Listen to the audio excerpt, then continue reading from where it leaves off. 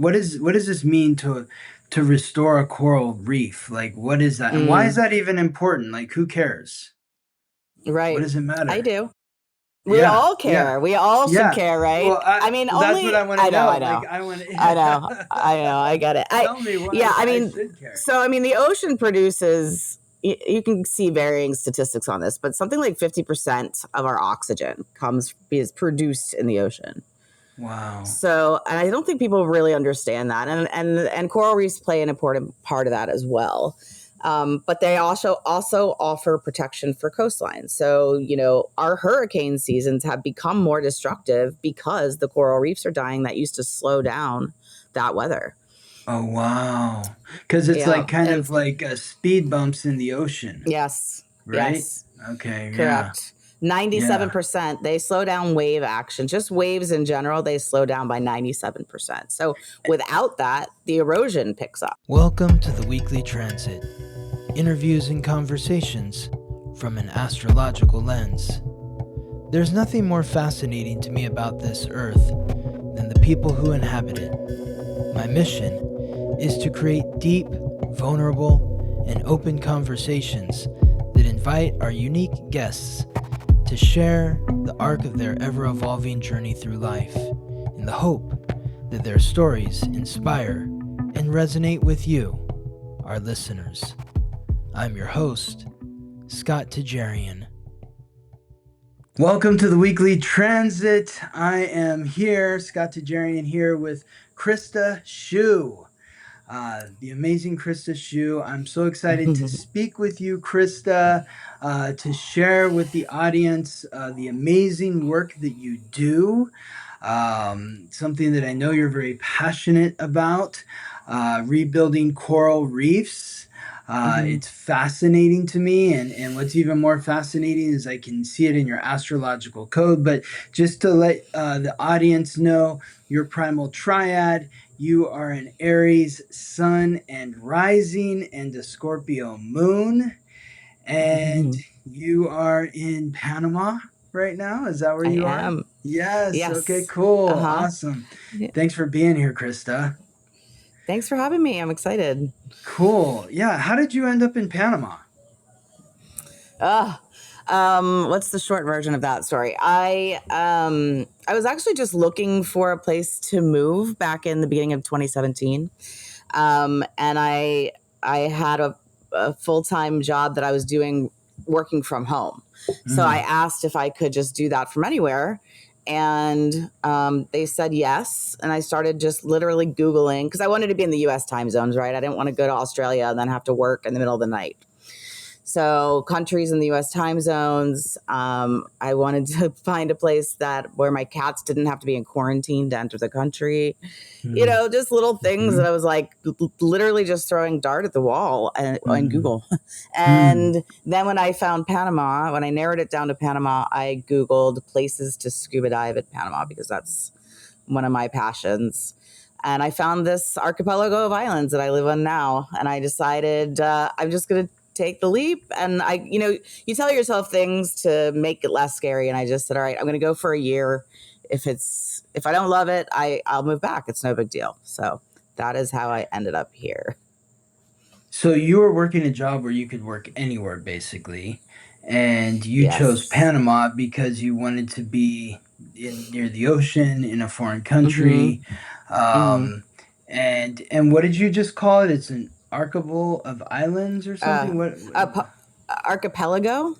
So there's archipelago? there's 9 main islands. So you take boat taxis between the islands here and stuff. So Okay, so you're on an island because when I think of Panama, I I think am. of it as like this narrow strip of Right. land, that's piecing Correct. together the two continents, North and South America. But Mm-hmm. you're on an island that's just off of that strip of land.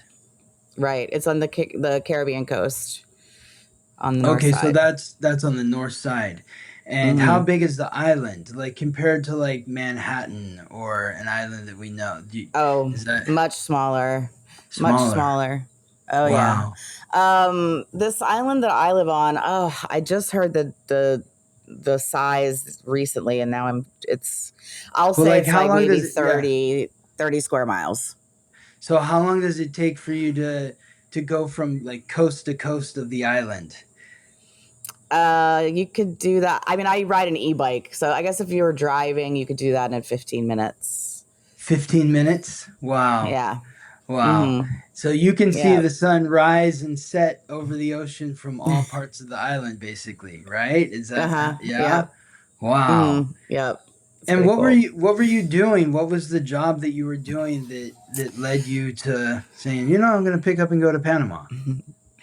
I was in IT consulting, so I was doing project management for IT projects for this company. But the ironic thing is that 2 weeks before I was like, I had already come here, signed a lease, left some things here.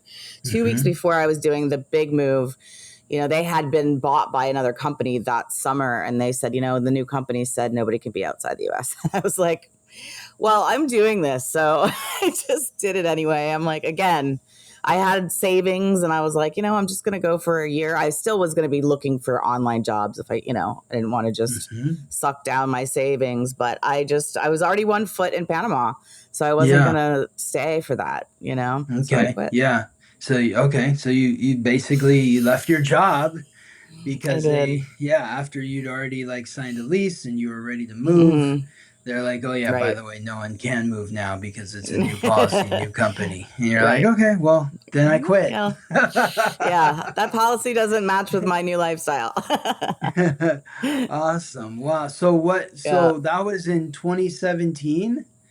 Do you remember exactly when in 2017?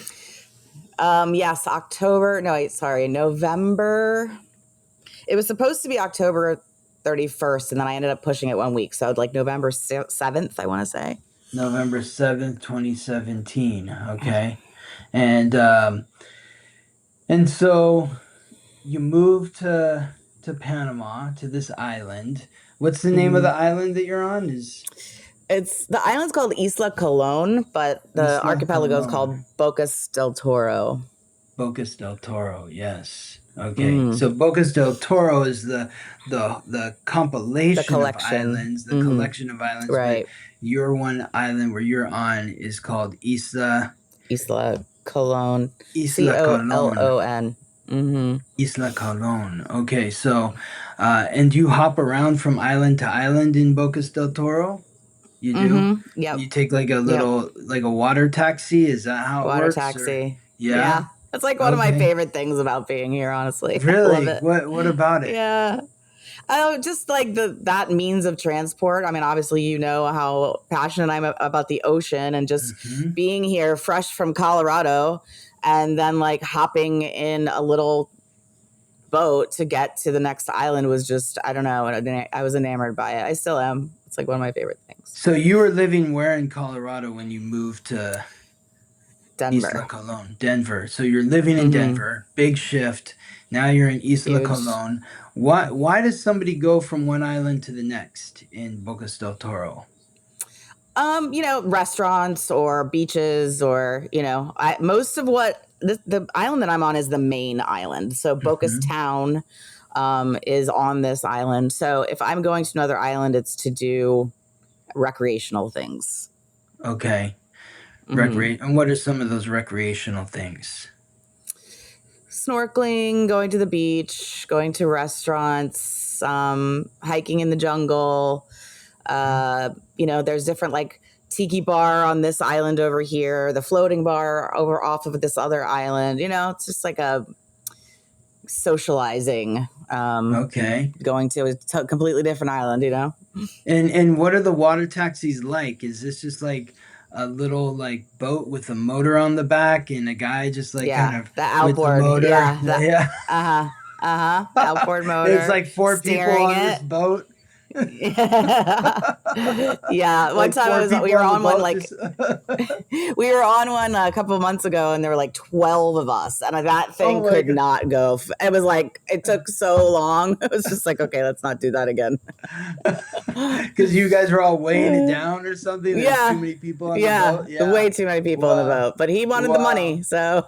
Okay, wow. And how long does it take to get from like one island to the next generally? I mean, it depends. There's one right next to Isla Colón called Caranero, and that takes 2 minutes. It's very close.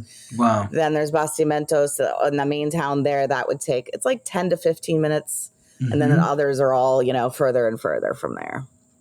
Are there some that are like an hour away or 30 minutes? Or, yeah. Yeah. 45 minutes is probably 45 minutes to an hour is probably the furthest one.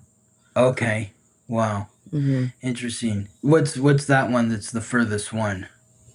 Isla Popa. And what's on that island? Why would I want to go there from where you are? You wouldn't. I mean, that's just basically a few residential homes and like maybe snorkeling, but you wouldn't actually go on the island unless you knew somebody that lived there. Okay, yeah. So there's no reason to really go there because it has everything that every other island has. You would just go there to see a friend. Right.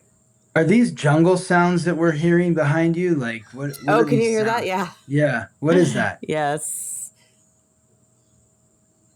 I think that was a rooster. A rooster, oh, no. Okay. That was some birds, and sometimes the monkeys come through. I haven't seen the monkeys in a couple days. Okay, cool. Yeah. Wow. Are they? Do you steer clear of them, or are they friendly enough, or you just leave them alone and they? Yeah, they stay in the trees, and we all leave each other alone. They're howler monkeys, and their howl sounds like they're going to be this giant gorilla, but they're really about. My hands aren't showing. About that big. They're very small, so when you see them, you're like, oh. But yeah, they're harmless. Like that thing is making that loud sound? Yeah. Wow. Right. Exactly. So you get to Bocas in November of 2017. You don't have a job. What happened? Honestly, like I landed and then I kind of went, well, now what?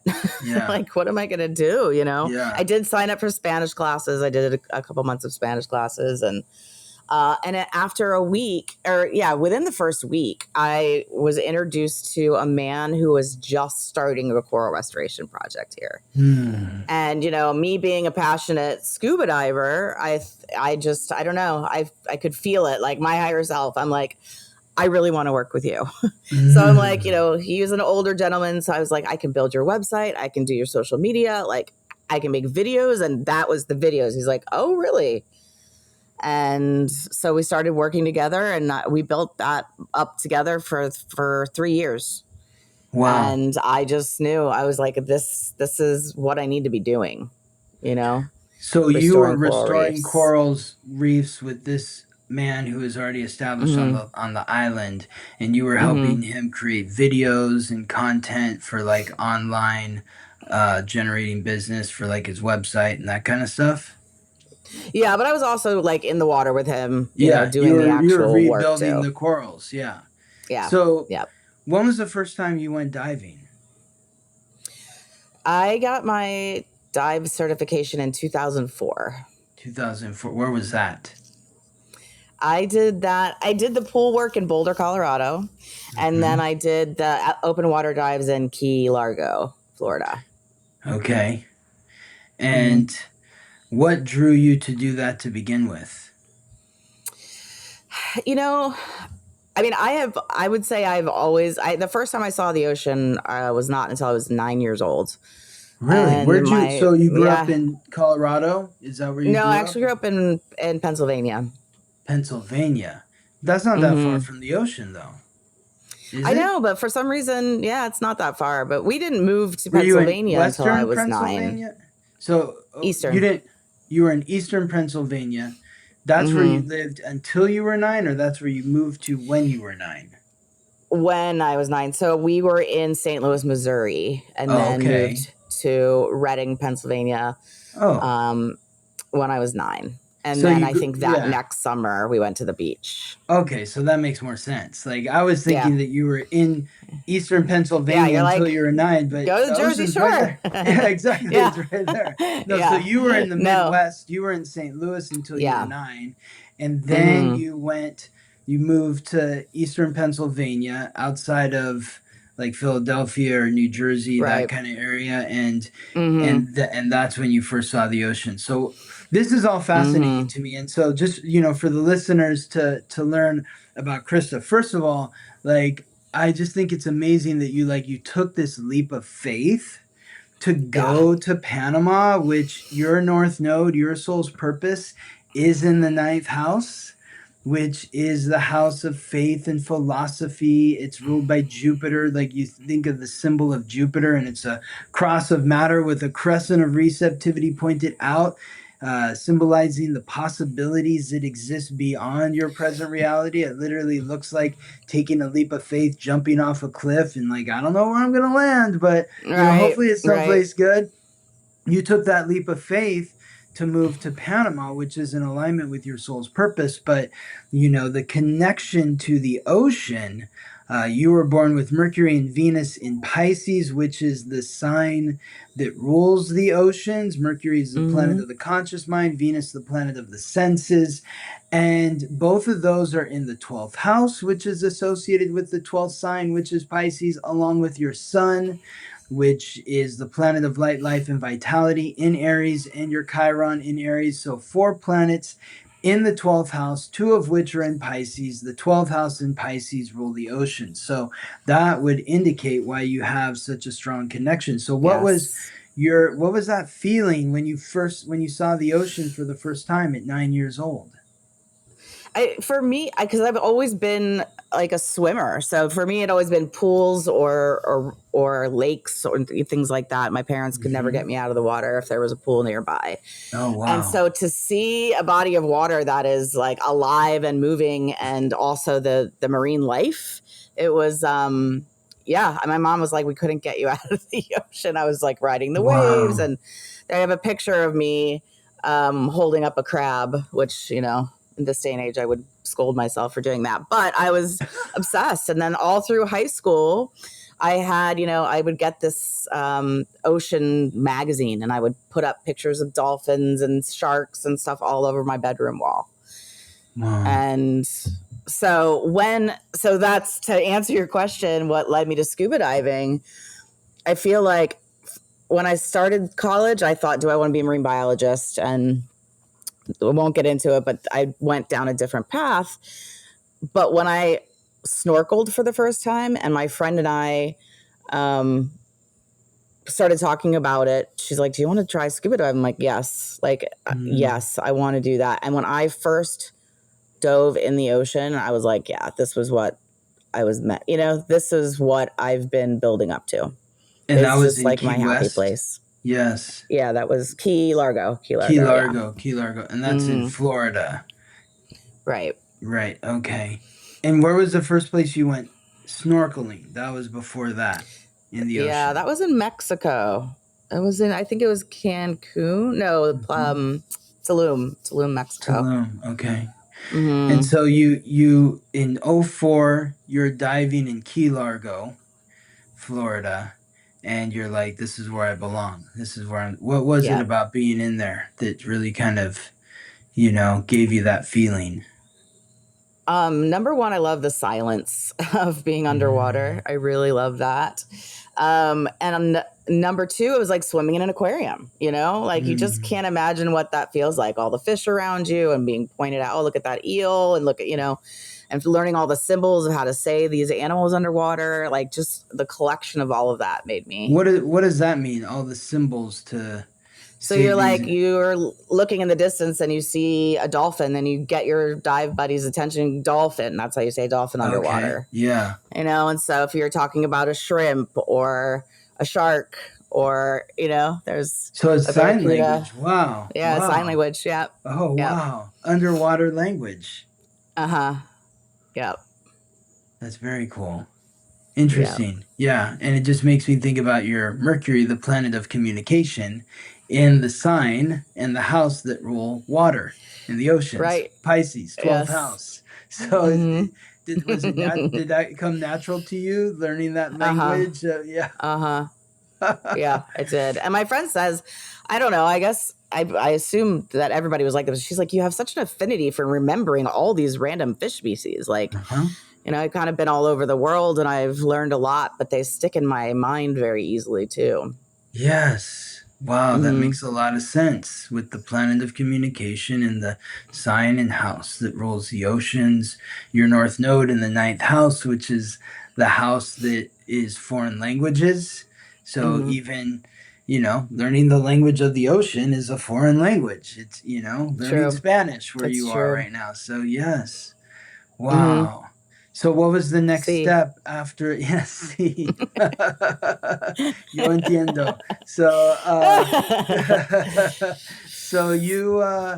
so you had that first experience in Key Largo, and then you're like, what happened next? Like, I got to get back in here. Can I do work here? And what happened even before Well, that with marine biology? Like where did you go to school to study marine so biology and yeah, so yeah. in the early 90s, there weren't a lot of options of schools that had marine biology programs. Like Mm-hmm. nowadays, you can really find it anywhere that you look for the most Mm-hmm. part. And so I actually went to school. I enrolled in school in Boston, or just north of Boston. And What I school? started it's called Gordon College. Okay. And I had some stuff happen in my personal life that after the first year, I had to move back to Pennsylvania. Mm. And I just wanted to kind of get the degree part over with. And so I Mm-hmm. went to Penn State and I, got a degree in telecommunications. And I honestly just thought that dream was gone. Like I'm Mm. never going to end up in that world, Yeah. and it was back burner. But then from 2004 on, I was in the corporate world and all of my vacation time and spare money went to dive trips. So I really like ramped up my travel. And it was nice because I had always been somebody that was trying to get my friends to travel. We're young, we're in our 20s. And a lot of people didn't have the money. Like, come on, let's go here, let's go there. Oh, I don't know. And I never felt empowered to go on my own. But when I Mm. started diving, there would be group trips going with the local dive shop. So I could just Mm-hmm. jump on with 10 strangers and go to Indonesia. That was my first trip. I went to Indonesia with Wow. 10 total strangers. What was that like? It was great. I mean, it's it's like a groove you have to get into as far as like, everybody's kind of there with people they already know. And you're Mm-hmm. just kind of like Odd person out. yeah, the odd person out. But my instructor was the one who told me about the trip. She was the trip leader, and she's the one who Mm-hmm.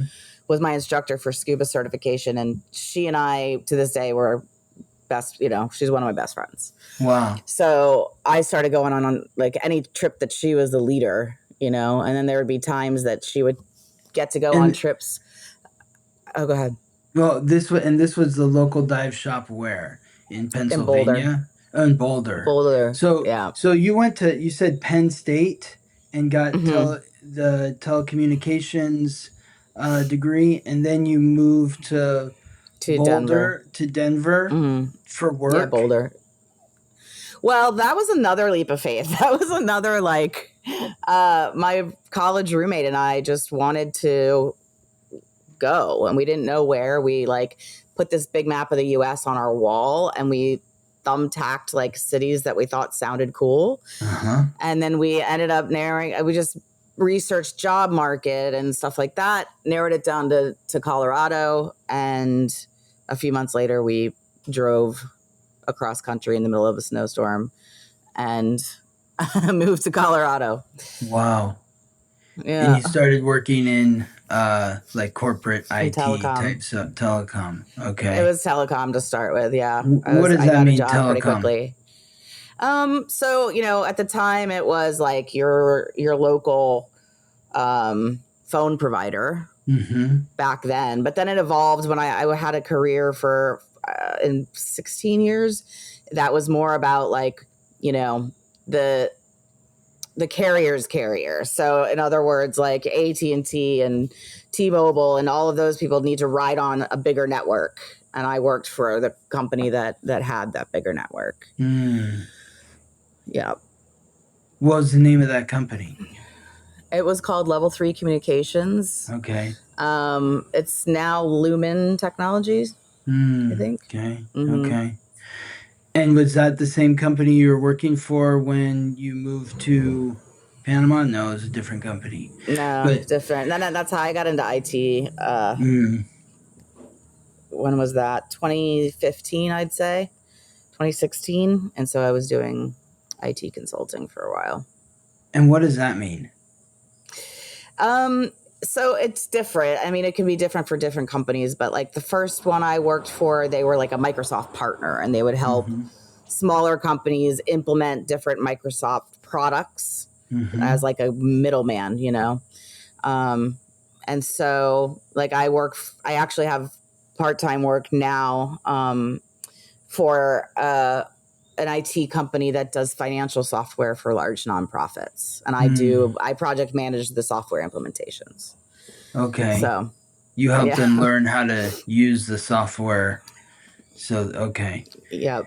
And so during this period from 04 to 17, you had developed a relationship with the owner of the dive shop in Boulder. And you started, so you went to Indonesia first. And what's the ocean like? How was that different from Key Largo? Very different. I mean, the Pacific Ocean and the Caribbean have different species. You know, there's some crossover, but it's just a different, you know, of corals and animals and everything. So, but this place in Indonesia that we went to was specifically about like macro, which means like small life, and you have to have a guide, and they're like showing you, and they like find this little tiny thing, and everybody's like getting their chance to look. So, they were also famous for what's called muck diving, which means it's like a muddy bottom, and there's like different kinds of animals that live in that Wow. type of environment too. And where was the next place after that? Oh gosh, you want me to remember that far back, huh? I'm just curious about like all the different places that you've I know. You've dived, and like A lot. And like what are some of your favorite places that really struck you, and what was it about that place? Well, I have a spreadsheet, Scott, with all the places I've been. Oh, wow. So I've been to 45 countries, and I've dove in 20 countries. Oh my God. Wow. So 2004. That's your 9th house north node.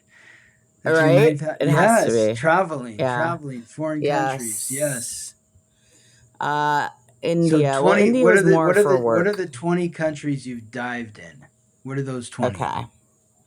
So Indonesia, obviously the U.S.,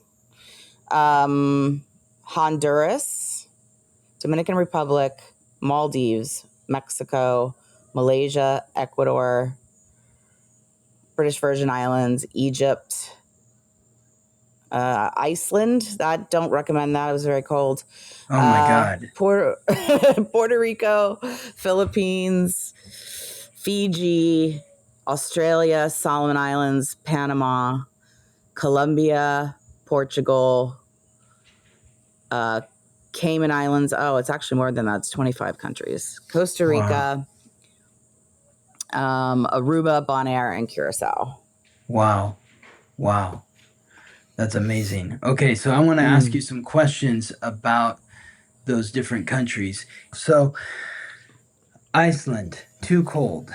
So, like, what was, I mean, you're obviously in a wetsuit, but it's still like just... Dry suit.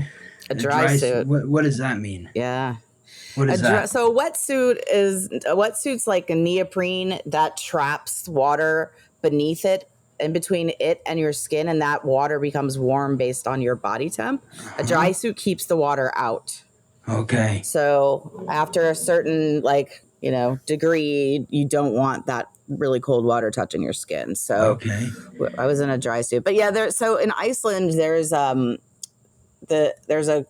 crack between the tectonic plates of Europe and North America. And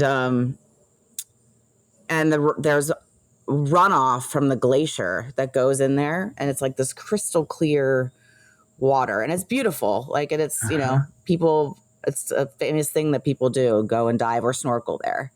And so I really wanted to do it, but it was just too cold for me. I would never do it a second time. Yeah. You like to stay I'm in the glad I more did it. tropical areas. Yeah. I like So it warmer. what have been some of your favorite places to dive? It's tough. I mean, Indonesia's a favorite. I've been in several places in Indonesia. Indonesia is the epicenter of biodiversity and all What of the does that planet. mean? What does that mean? So it has the most variety of life on the planet. And that's the center point. And there's like a map I've seen that shows like, if you go out from there, it's less and less and less in the variety of biodiversity. Why do you think that is? I don't know why that is. I honestly don't know. Interesting. But it's the same on land and underwater. So it's just a spectacular place to go diving, but also, just to see outside of that. That's also an archipelago, Indonesia. Because it's a collection of islands. Is that what that means? Yeah. So Yes.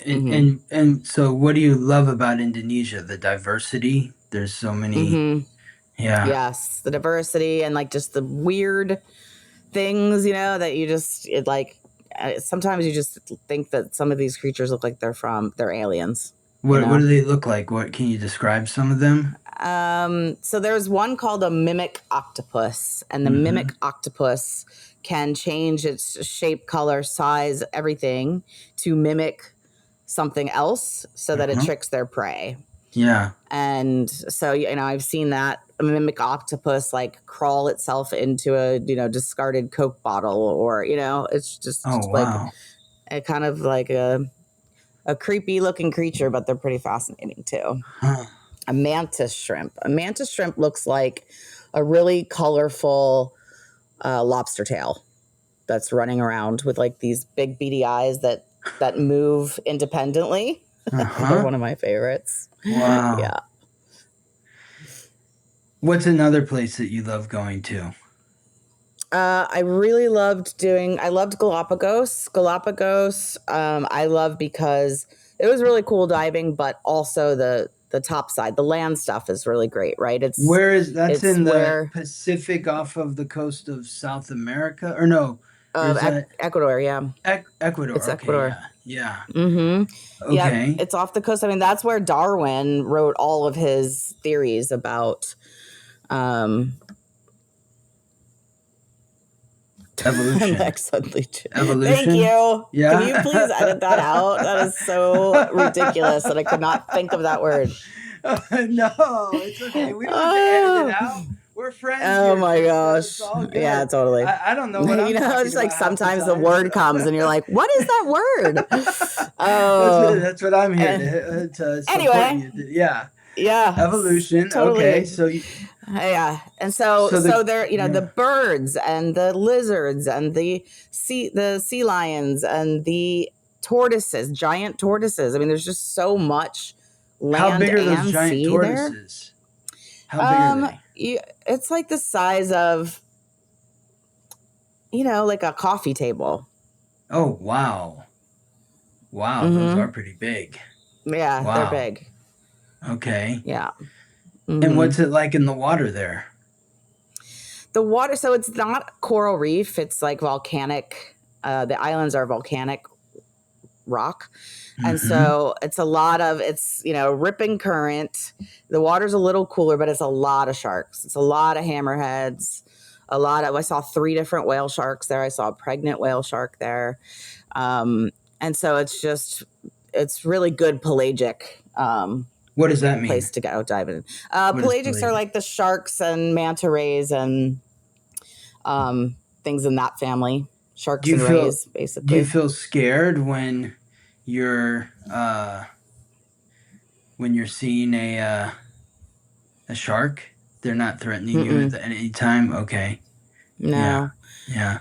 No, we're actually not a natural prey of sharks. And so when people are getting bit bitten by sharks, it's because they look like maybe a wounded seal at the surface, right? A surfer or a swimmer looks like just splashing around. Yeah. You know, they think it sometimes get confused, but a lot of times, as soon as they taste the human, then they let go. You know, it's rare to be like, oh yeah, you're totally eaten by a shark and they're gone. You know, that's rare. Yeah, because they're like, oh, you're not food. But when you're in the water with the shark, they're not interested in you. Right. Because they know that you're not food for them. Wow. Right. And so there's that spot, I don't even know if I'm gonna be able to describe this right, but I feel like I've seen images of like this blue circle, like where you die, like the blue hole. The blue hole. Yeah, the blue hole. Have you been in that thing? Yeah. I haven't been to Belize. I have not been to Belize. Oh, okay. That's not too far from where you are.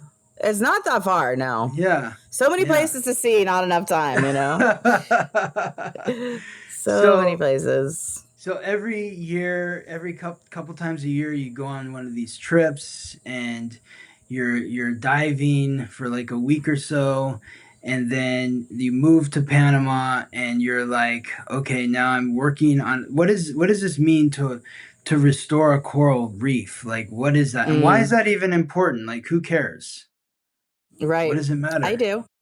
We all care. Yeah. We all should care, right? Well, only that's what I want to know. I know. Like, I know. I get it. Tell me why I should care. So, the ocean produces, you can see varying statistics on this, but something like 50% of our oxygen is produced in the ocean. Wow. So, and I don't think people really understand that. And coral reefs play an important part of that as well. But they also offer protection for coastlines. So, our hurricane seasons have become more destructive because the coral reefs are dying that used to slow down that weather. Oh, wow. Because it's like kind of like speed bumps in the ocean. Yes. Right? Yes. Okay. Correct. 97%. They slow down wave action. Just waves in general, they slow down by 97%. So without that, the erosion picks up, Yes. It's kind of like a wildfire, if it's burning through the hills, it goes slower than if it's like on a flat plain. So so why have the coral reefs deteriorated to the point where they are now? What's been the cause of that? Human impact. But it is, for sure it's related to climate change. And that's why, what I focus on is really like, I know that we are working to restore the coral reefs, but it's just as important to educate people about how to live their lives to try to slow down what's happening in the ocean temperature, what's happening in the atmosphere. Yeah. What is that? So how should we live our lives? What are some suggestions there? Well, for you see the reduce, reuse, recycle kind of triad. Yes. I guess I'll use that word. I think reduce is the biggest one for us right now, right? I think obviously recycling is important, but it was like, we kind of discovered that in like the 90s, right? And it was like this big push, everybody should recycle. And that is true. But like, we're just recycling that material into more material. We're still like pulling that out of the earth, creating a single-use plastic, and then discarding it in the earth, And so if you really can sit back and think, like, what do I really need? Or how can I, make a different choice that is using less stuff, I guess. I really try to put that kind of a filter on my spending and my buying habits. So buying less one-time use plastics is what would that R be under? The reduce? So reduce the use. Reduce the use of single-use plastics. I think just reducing in general, right? Fast fashion is a really big one too. So that means oh my gosh, I got these, like I got 4 shirts for $10. Guess what? That is, the stuff that's produced in China is using like the worst materials and using a lot of there's a lot of carbon going into the air and from the factories that are creating them and things like that. So, just search on that. Just Google search fast fashion and you'll find a lot of info about it. And yes, it's more expensive to buy better quality, better made things. But we'll end up with nothing. Longer. It'll also last you longer, right? Like if you buy better quality made clothes. Right. Yeah. Correct. So it's because of, when you say human impact, it's because of these climate shifts that can be attributed to the way that we're living our lives that have impacted the oceans in a negative way, where it's deteriorated the coral reefs. Like I think of isn't there like a giant island of plastic or something in the Pacific the floating Ocean island somewhere? of plastic. Yeah. So that's something that contributes to destroying the coral reefs. Yeah. Yes, for sure. Also, coral reefs are a carbon sink. So that means that they take carbon out of the air and reproduce it into like a working carbon that they use. But when there's too much carbon in the air and they're pulling too much into the ocean to try to recycle it into something better, it's creating an imbalance of pH in the ocean. So the ocean's more acidic and the corals have a hard time surviving when the ocean's more acidic. We also have temperature spikes a few times a year because of climate change. I don't know if you heard about last year, two summers ago in Florida, they had just mass devastation in their reefs. We had it here in Panama too, but not as bad as they did in Florida. The water temperature went to almost 100 degrees and the corals can't live in 100-degree water. So what happens to them? They die. Have you heard of coral bleaching? Have you heard that term? Yes. Coral bleaching. They turn white. Yes. So what happens is corals are a colony of animals. They're all it's called coral polyps. And coral polyps have an algae that live just below the surface of their, we'll call it skin. That's not the right term, but for the general audience. Yeah. And that algae photosynthesizes and creates food for the coral. And that algae gives coral their colors. So if you see a green coral, it's because of the algae. There's a brown coral over here, it's because of the kind of algae that they have. And so when the coral gets stressed, they expel that algae out. And that's why they turn white. You're just seeing their calcium carbonate bone structure underneath because the algae is not there giving the color. Now, when you see coral bleaching, the corals do have a little bit of time where if the stressor goes away, they would accept the algae back and they could maybe 2 to 3 weeks, depending on the coral species, they could come back from coral bleaching. So it's not, when you see the white, it's like there's still hope. What can we do to remove the stressor? But once the tissue dies, then that coral can never come back.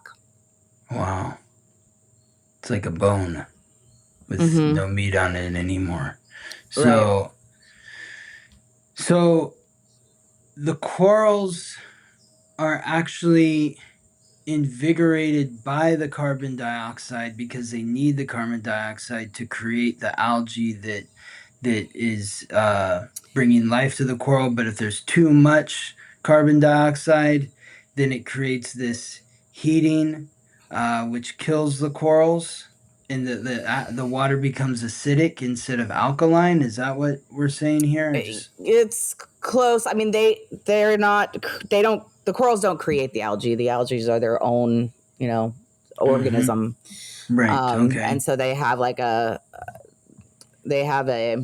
symbiotic relationship, but they use that carbon from the atmosphere to recycle into their calcium carbonate bones.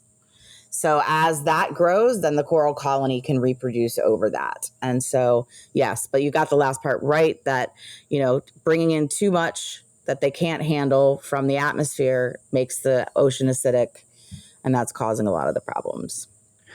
So tell us about what you do and how what you do can help combat or alleviate some of these problems? So we so after that devastating event 18 months ago, I went out and found several different species of corals, colonies that had survived that, right? And so I take samples of that and I hang those pieces of coral in a nursery. What And does when that mean? What's a coral, nursery? Is that like in the water, or is it yeah, it's out? in the water. It's in the water. Mm-hmm. And this It's in is the like, water.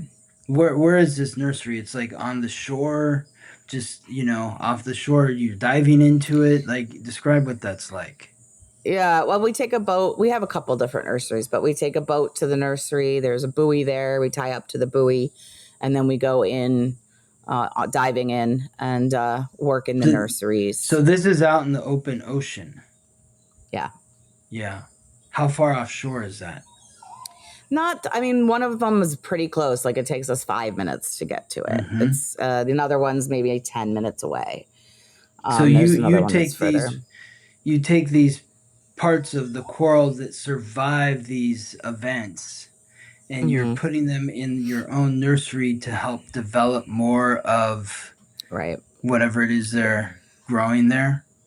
Yeah. Am I saying that right? They're yeah. And so so corals can reproduce both sexually or asexually. So asexually means their polyps just going to double itself, and then those polyps split into more polyps, and they build a whole colony like that, right? Yeah, yeah.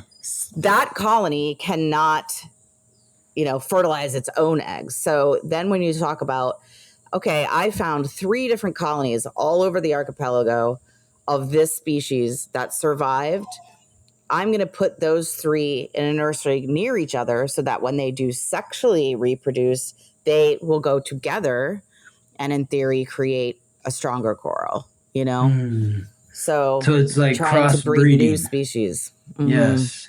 Okay. Wow, it's interesting. It's like what farmers do, where they're trying to figure out like new types of fruit or vegetables to react to the climate and there's a lot about it that's similar to gardening. Like, if you trim a tree or a bush down, it grows a little bit faster in the beginning. Like, its reaction to being trimmed is to grow more quickly, and then it slows down over time. Corals are the same. So we cut them into smaller pieces, and using this method, they grow about 4 times faster than they would like in nature on their own. Wow. So you're trying to speed up the relationship between these different species of coral to help combat the climate change so that the corals are going to be stronger despite the shifting in climate, so that they won't be killed during these climate shifts. Right. And so when you're rebuilding a reef, let's say, this is happening in the nursery, or are you taking what you have in the nursery and then going someplace else in the ocean and recreating this reef? Right now, it's all happening in the nursery. Like, I use artificial reef structures that are made out of pH neutral cement in the nursery, and then when they've grown to a certain size, we plant them on those structures, and then the polyps grow over that. And we're just strategically putting them close by others that will then be in the same area when they're ready to reproduce. Wow. But you could take it in theory to other places and plant it too. So this sounds like, the image that's coming to me is like a shipwreck. How a shipwreck like grows into a coral reef in some way, right? Like that's kind of what you're doing with this pH neutral cement.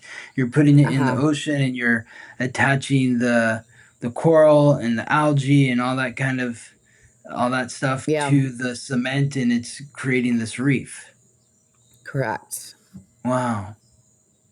That's amazing. Pretty cool, right? Yeah. So how often are you out there in the ocean doing this? I would try to go out about once a month. I think that over time it'll probably become more often, but I really try. I mentioned that I think it's really important to educate people. So I do courses where people come and pay to learn and, do a week-long course with us and do all the steps of the process.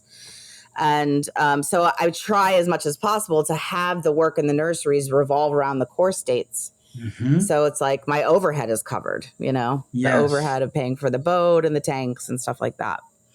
So can you describe what that experience is like? Because if there's somebody out there who's listening, who's like, oh my God, this sounds amazing. That sounds cool. I love diving. I want to, help regenerate corals or save corals and help heal the ocean. And, this sounds like something I want to do. So can you walk me through like what that experience is? Like, how much does it cost? Like, how long am I there? Where am I staying? What are we doing while I'm there? Like, can you walk me through the entire experience? Sure.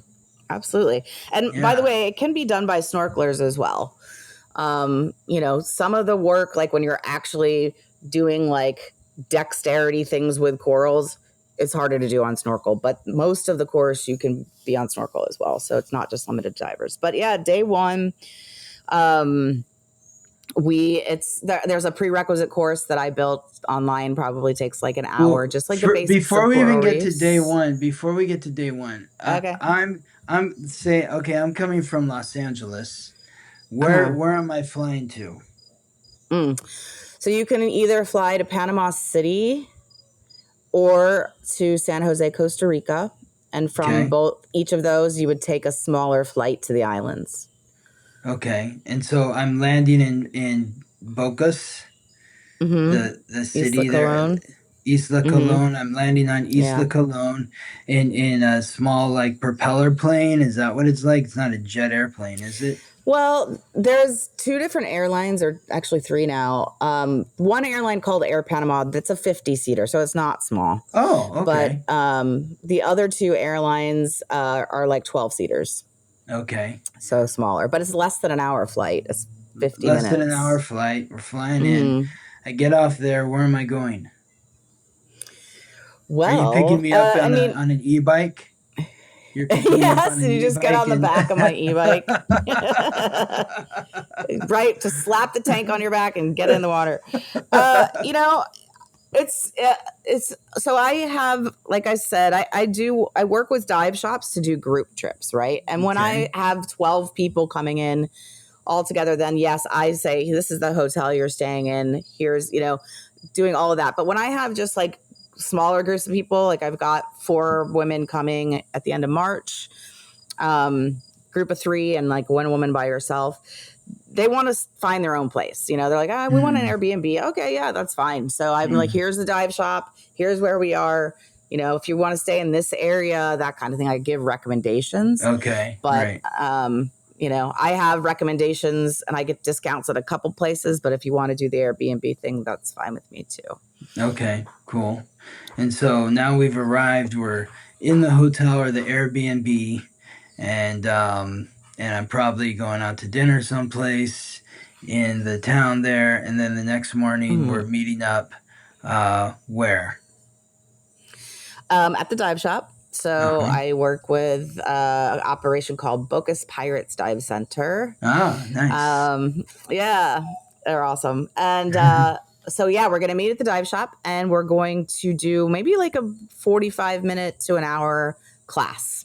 And what's the class? So I'm going to talk about the day one class is the basics of coral reefs. And so, talking in more detail about some of the stuff that you and I have already talked about earlier. And then we go and do like what we kind of call in the diving world, we call it like a checkout dive. So that's like, you're getting in your dive gear, you haven't dove for a year or more, and you're just like kind of getting used to things. But then I also am showing the difference between, hard corals, soft corals, sponges, different species of corals, showing what bleaching looks like, showing what disease corals looks like. So it's like an educational set of dives for day one.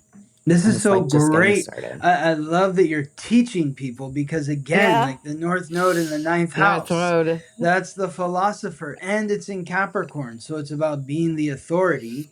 You're the Mm-hmm. coral reef authority. You're sharing your knowledge of what you've learned through all the time that you've spent in the ocean rebuilding corals. Like Capricorn is the sign that's ruled by Saturn. Saturn's the god of wealth and time. So you have spent a wealth of your time on in the ocean working with corals, and now you're sharing that knowledge.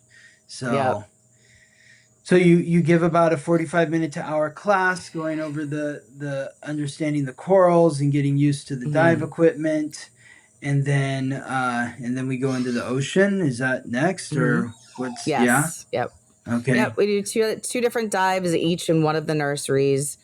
And like I said, pointing out the different species and the difference between things and stuff like that. So it's just kind of like getting into, it's the warm-up day. Mm-hmm. And so that's the day, first day, doing 2 dives yeah. on the first day, just kind of getting used to the different species and what we're supposed to be doing. Okay. Yep. Yes. Yep. Awesome. Yeah. Day 2, every day we'll start with a little bit of classroom time. So talk about what we're going to do. But day 2, we actually go out to, I have a woman that works with me that makes all of our artificial reef structures on her property. And it's like a 40-minute boat ride. So we go to her workshop and she teaches how to make the artificial reef structures. So we have different stations going through the different stages of making the structures. And then as we leave, we take some of the structures with us that we'll put into the ocean the next day. Oh, wow. And this is the pH neutral concrete. What does that mean, pH neutral, and why is that important for it to be neutral? You just don't want for it to be, if it would be not neutral, then it would break down in the ocean a lot faster. So it's less harmful for the ocean in that regard. Okay, right. So you put one of those structures in the water on day 2, or part of a structure. Day 3. Day 3. Yep, day 3. Yeah. Yep. So we use something that's called a lifting bag. And so, these structures are heavy. And they're concrete. And so we kind of like lower them from the boat. And then we practice using the lifting bag where you're putting air from your tank into this bag that eventually then it lifts and you can just like swim easily with the structure. And then we talk about that day, we talk about reef morphology, which means, how do you select where to put a structure and why? I just kind of talk through how to mimic what a real reef would look like, And so we put a few structures in usually, start to build a piece of a reef together on day 3. And then day 4, we do some kind of coral work. It just always depends on like what stage things are in. Are we going to be collecting? Are we going to be cutting? Are we going to be moving?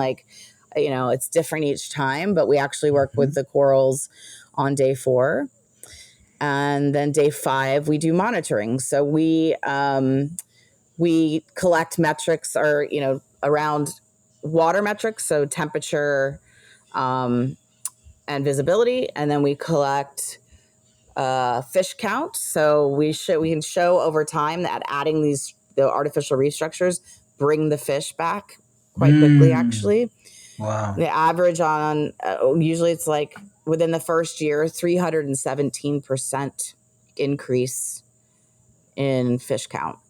That's a big increase. So yeah, it's a big increase. So we also do, and then we measure the corals and do coral survival numbers as well. And so we do that at a couple different sites. And then that basically completes the process. We do like a little graduation thing the next day 6, and then you leave on day 7. That's amazing. You can stay, but yeah. Wow. Wow. Okay. So this is fascinating. How many reefs have you built? You know what? It's probably around 10, Okay. Wow. 9 or 10. Yeah. And so the first one that you built, how's it doing right now? Oh, it's great. It's doing great. Yeah. Yeah, that's the one. The first one I built with the guy that I worked with for the That was first in 3 years. 2018, 2019, around then? Okay. We put the first structure in of his project in 2018. Uh-huh. And that reef's beautiful, just teeming with fish, beautiful sponges and life everywhere. And yeah, that reef's doing really well. Now, you mentioned something that's interesting to me. You said how like a lot of these hurricanes are worse off, or there's greater damage because there are less reefs in the ocean. You would think, and that maybe this is something that governments are doing, but I would think that a government would want to invest in the work that you're doing as a preventative measure for hurricanes. Yeah, hurricanes that are coming, potentially to their country at some point. You would want a surplus of reefs that would help slow down the speed of the winds. Are there governments that are aware of this, and are they hiring you or people like you to help protect their land? I know they've been building a big seawall, which is kind of the same thing in Miami because of all the erosion there. So I would like to see an increase in, governments kind of reaching out and saying, like, how can we make this, happen? There's so many benefits to it, that long term, you'll be happy that you did it. Yeah. Well, I mean, I would think that if I was involved in the government, especially like if we're talking about like the United States, and I was a congressman in Florida or South Carolina or any of those like southern, New Orleans or Louisiana, like those places, I would want to hire someone like you to you're just building reefs. You need to build reefs. Right. We need more reefs here. We need more reefs. We're going to sign up for some reefs. Yeah. Amazing. What else was I going to ask you about? Yeah. By the way, Panama is below the hurricane belt, so we don't get hurricanes here. Wait, say that again? Panama's building up a hurricane. It's below the hurricane. No. Oh, it's below the hurricane belt. So Panama doesn't get hurricanes. Right. Right. So it's not an issue there. Yeah. Okay. Yeah. So how often do you do these group trips where people can come in? I open 4 spots per year. 4 spots, 4 weeks? Where 4 weeks, yeah. 4 weeks, okay. So people can contact you to set that up? Yeah, my website's motherofcorals.org. Okay. Motherofcorals.org. And where are you on? Are you on the social media? Where can they find you there? I am at mother.of.corals is Instagram, and Facebook's just Mother of Corals. Actually, everywhere else is Mother of Corals. Okay. Amazing. Well, what final words of wisdom can you give our audience about life or the ocean, or how we can all be better people in terms of better humans? I'll go back to what I had said before, because it's kind of my soapbox, but just really trying to think more about reducing, what we need in our lives, generally speaking. How have you reduced? What are some personal examples of reducing that what have you reduced in your life? I mean, I'm down to a efficiency kind of, I live in a casita. It's like all one room. So, living in a small place. When I moved here, I got rid of a lot of things, obviously. And so coming here literally with 2 bags and 2 cats. Wow. I really wanted to make that conscious effort and it's hard to get stuff here, right? If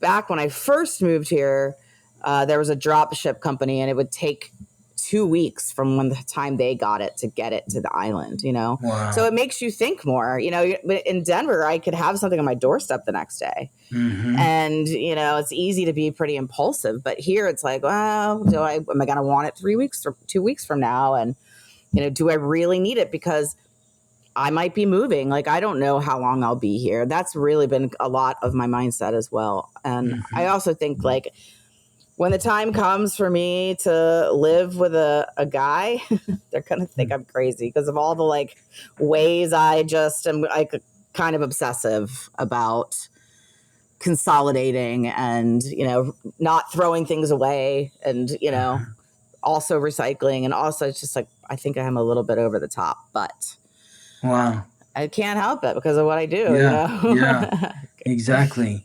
So you really are mindful about what you have in your home, and every sort of object in your home probably has more than one purpose. Yep, I try. Wow. I definitely try. Interesting. That is, I think about your astrological code in your second house, the house of material well-being, self-worth, values, what you value is in Gemini. So that would indicate, that this cup has more than one use. It's more than just me drinking out of it. It's also, I don't know what else it would be for. Right. Yeah, that's very true. Everything has multiple, every object has more than one purpose. And that's its value, is it's variable, or it's diverse in that way, where I can use it for this or I can use it for that.